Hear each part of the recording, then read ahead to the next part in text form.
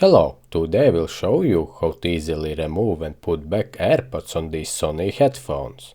This will be helpful if you want to replace old and damaged AirPod cushions.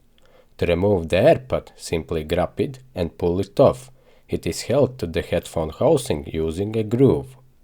Then remove the AirPod on the other side in the same way. Links to replacement AirPods are in the video description. To easily put the AirPods back, first touch the edge of the pod.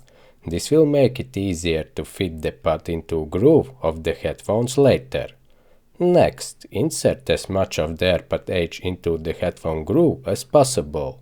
Hold the insert part with one hand to prevent it from slipping out, and use your other hand to pull the remaining edge into the groove. The key is to keep the insert part in place, otherwise it may slip out. Repeat the same process for the second AirPod. I hope this was useful. Now you can easily refresh your headphones by replacing the old AirPods with new ones. Good luck!